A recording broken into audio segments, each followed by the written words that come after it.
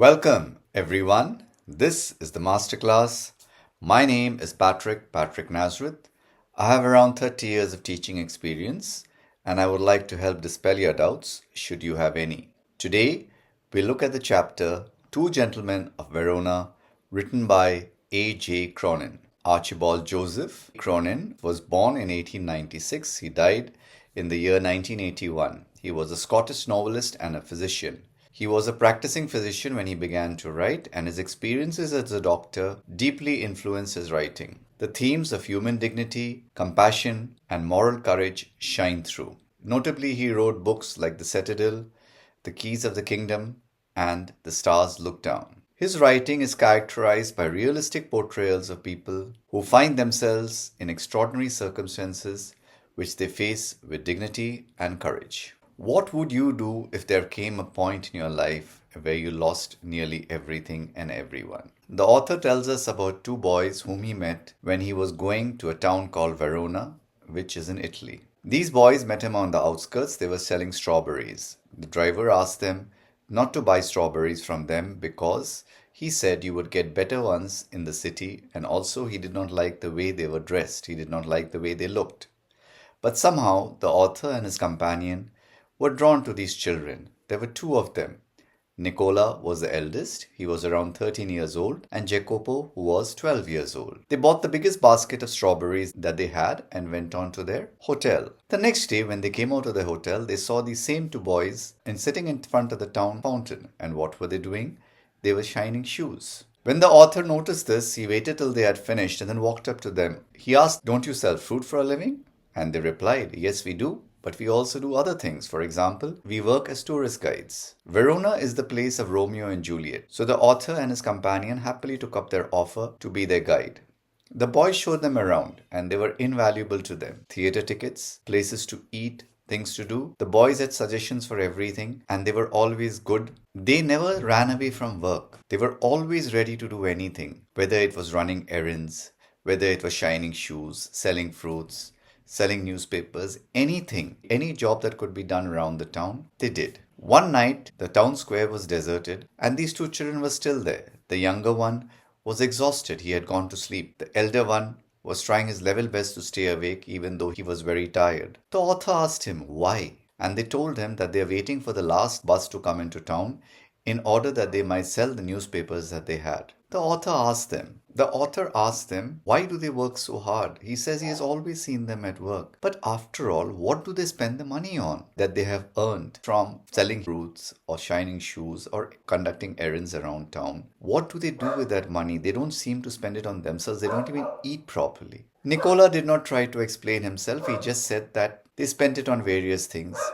And when the author pressed him on what, he tried to evade the author's questions. So the author asked him, making a joke with them, "Perhaps you are saving money to emigrate to America." And Nicola, the eldest, answered very seriously, "We would love to go there, but right now we are saving the money for something else." The author left it at that and asked him, since he was going off on Monday, was there anything that he could do for them before he left? The small boy, Jacopo, asked him, "Is it possible for you to take us to a village called Poletta?" The elder brother tried to keep him quiet, but he had already said it, and the author instantly agreed, even though he had given his driver the day off. The next day, he picked up these kids and he drove them down to Poletta. He expected to take them to their house. He expected to see a poor building. Instead, he was taken to a villa. There, the boys jumped out of the car and asked him to wait in a cafe for about an hour. He saw them go in. His curiosity got the better of him, and he went behind them. He knocked on the gate, and who should open the door but a nurse? He realized that the villa was a hospital. He asked her, "I came with these two boys," and she said, "Of course, Nicola and Jacopo." She said, "Come on up with me, I'll show you where they are." She took him up, and they looked in through the door. What were the boys doing? They were sitting around a hospital bed. On the hospital bed was a girl. The girl was older than them. It was obvious that they were brother and sister. The children were happy, speaking with the sister. You could see the love and tenderness among the three of them. The nurse supplied the explanation. It turned out that Lucia was the girl's name. During the war, The three of them had a nice house. A German bomb destroyed it, and from then they had to look for shelter.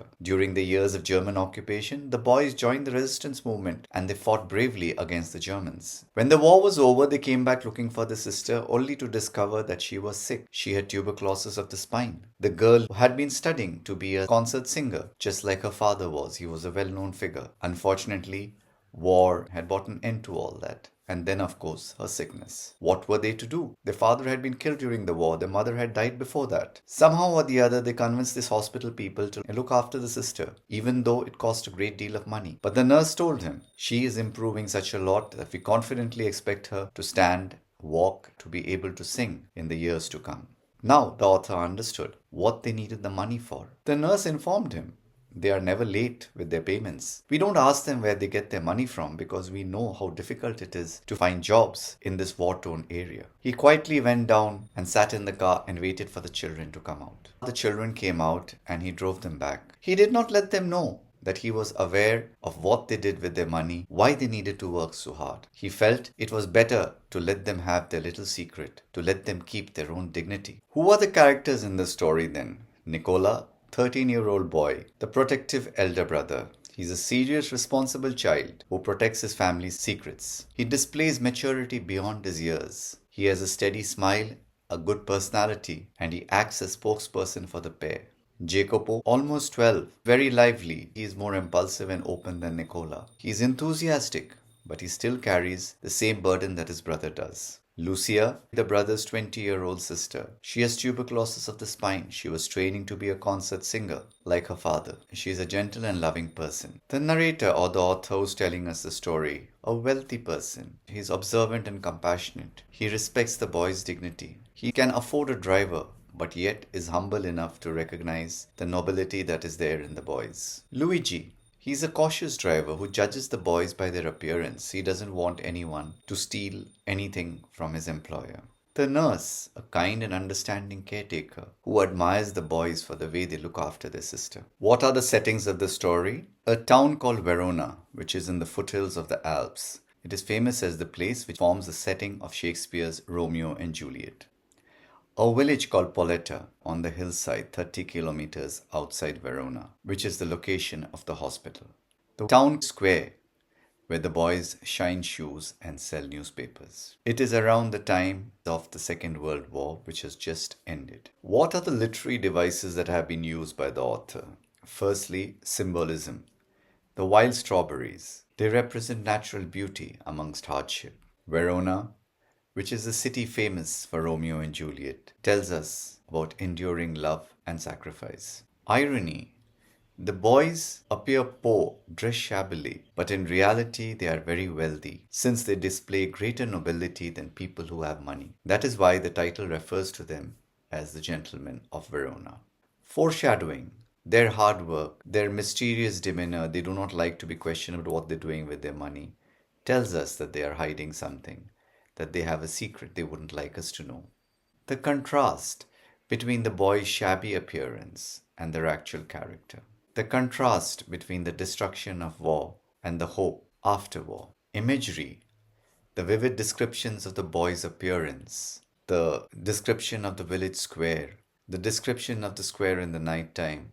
And the hospital scene. Characterization. Direct and indirect methods, we are shown how the boys work. This reveals their character much better than if a statement had been made as to it. Actions rather than explicit statements. What are the themes that run through the story? Selfless love and sacrifice.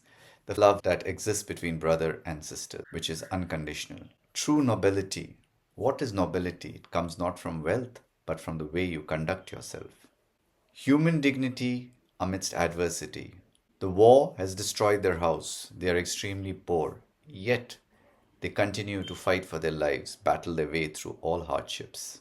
Resilience and hope. Despite the tragedy that has hit their young lives, the boys try their level best for the sister to recover. Work ethic and responsibility.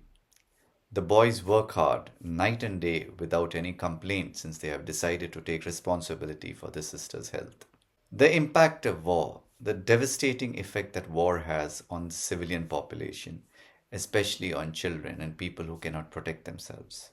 Appearances versus reality, the external appearance of the children versus their inner nobility. That's the lesson there for you then. I do hope I have been of help. If I have, please remember to like, subscribe, and share. Remember, there might be others who would require our help. Thank you so much for watching.